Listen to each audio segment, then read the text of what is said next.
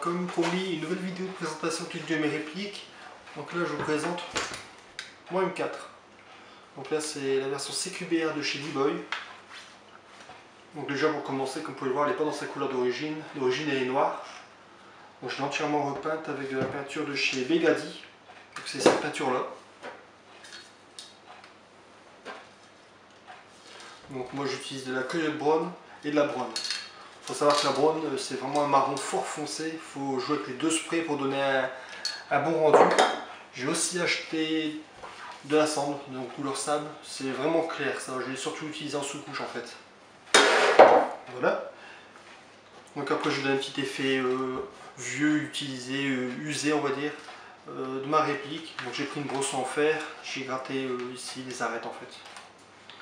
Après l'utilisation naturelle, donc vous pouvez voir la poignée légèrement dépeinte. Mais j'aime bien, ça donne un bon effet. Vous pouvez le voir, un petit peu deux tons, marron foncé, marron clair, plus le noir qui se laisse transparaître. Voilà, j'aime bien, ça donne un bel effet. Donc je vais commencer déjà par le côté externe de la réplique. Donc déjà la crosse, c'est une crosse crâne, entièrement réglable, comme d'habitude. On appuie en dessous. Le hop-up qui est ici, on a accès entièrement ici. Je vais vous montrer après. L'attache 100, ici. Et ici, là. Le sélecteur de tir, donc comme d'habitude. Sécurité, semi et full.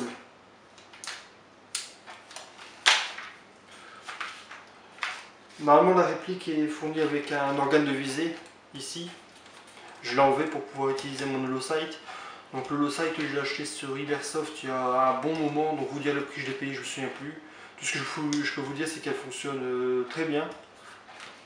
Fonctionne avec des piles LR6 qui sont ici. Pour l'allumer, il faut appuyer sur les deux boutons. Donc là il y a un bouton pour augmenter la luminosité du viseur. Et un pour le baisser, et le bouton au milieu, là, le petit bouton, c'est pour changer la couleur. Donc il y a deux tons, c'est couleur rouge ou couleur verte. Donc moi j'utilise souvent la couleur rouge parce que c'est plus voyant en fait. Le vert c'est trop clair, on le voit presque pas. L'ANPEC qui est ici, il est entièrement factice, il n'y a pas de lampe, il n'y a pas de laser, il n'y a rien, c'est vraiment pour la déco, c'est vraiment pour faire beau. La lampe, elle est ici. Donc la lampe je l'ai achetée il y a un petit moment sur Ibersoft, ça vous dire la marque que c'est, je ne me souviens plus, même le prix je ne me souviens plus. Ce que j'aime bien moi c'est que j'utilise la poignée qui est d'origine, je ne l'ai pas dit, la poignée d'origine. Donc je mets ma main comme ça, ici il y a le bouton qui est ici. On appuie complètement dessus, ça allume. Et si on appuie tout doucement dessus, ça change le ton. Donc la couleur claire, et si on appuie dessus, strombo. Si on appuie dessus, lumière forte. Lumière claire, strombo. Et pour les dames, on appuie complètement dessus. Donc celle-ci, elle fonctionne avec une pile d'appareil photo numérique. Donc c'est une pile comme ça. Donc là, c'est une CR123A.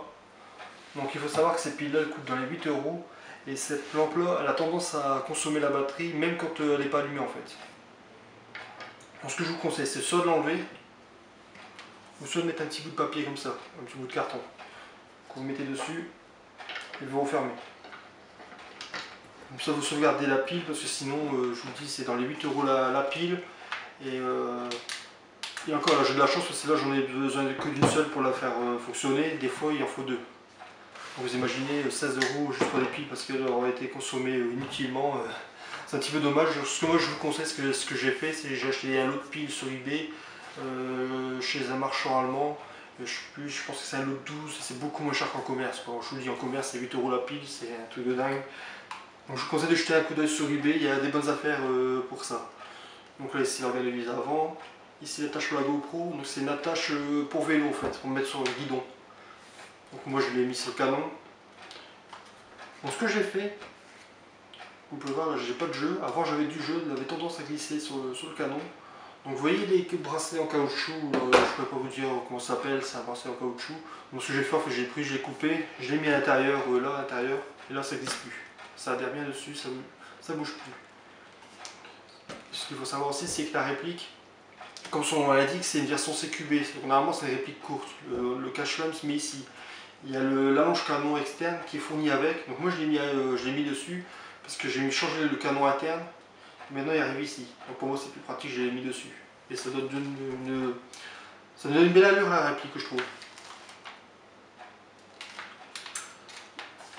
Et la réplique est fournie aussi avec des cache-rails qui se mettent là sur les côtés et de l'autre côté. Moi je les ai pas mis parce que je trouve que comme ça a une plus belle allure. Ça donne une belle gueule à la réplique. Voilà. Je vais revenir sur l'attache GoPro. Donc moi la GoPro, hop, qui est ici. Je l'ai un petit peu, pas modifié, mais j'ai arrangé à ma façon. La GoPro est fournie avec ses accessoires ici. Oui, c'est, je sais pas comment on appelle ça, des coudes, je sais pas quoi, qu'on visse et qu'on dévisse comme on veut, pour vraiment le mettre dans l'angle que l'on veut.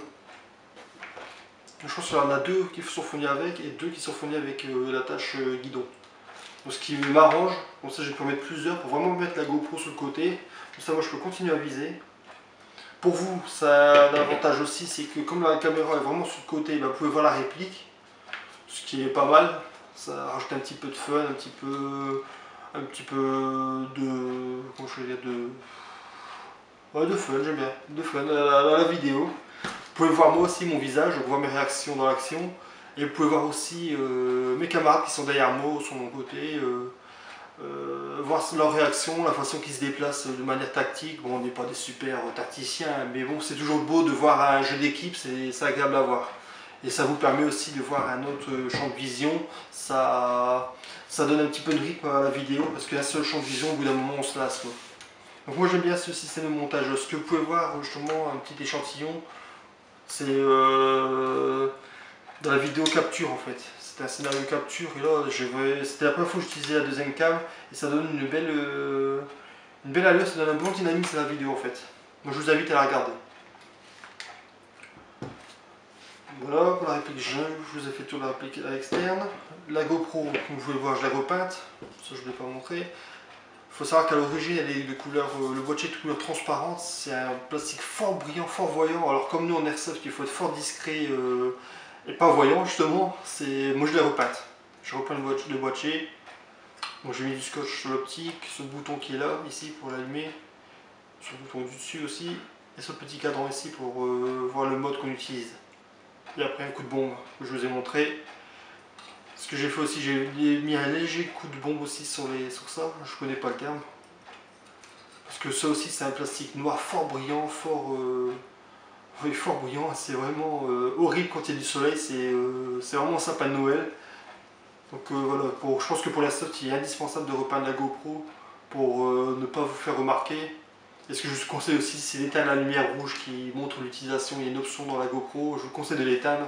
Parce que quand vous êtes bien planqué, que vous voyez une lumière rouge qui clignote, c'est pas le top. Donc voilà, je vous donne rendez-vous tout de suite pour la suite de la vidéo avec la présentation de l'interne de la réplique. A tout de suite. Alors, suite de la vidéo. Donc je vais vous parler de l'interne. Donc déjà la batterie, elle se met à l'arrière, donc je vous l'ai dit, c'est une cross crâne, donc c'est une batterie pour cross crâne. Donc pour y accéder, on enlève ça à l'arrière. On débouche ici. Donc c'est une batterie pour cross crâne. Donc là c'est une 9,6 volts en 1500 mAh. Donc vous allez me dire, il y a bien mis beaucoup de Chatterton, mais vous avez la raison. C'est que le câble qui part de la gearbox, donc qui est ici, traverse le tube ici, arrive ici, repart en coude comme ça, pour mettre la batterie, hop, comme ça. Hop, comme ça. Donc je sais pas si vous pouvez bien voir ce que ça fait sur le câble, c'est bien un effet comme ça. Et après vous devez encore remettre ça pour le fermer.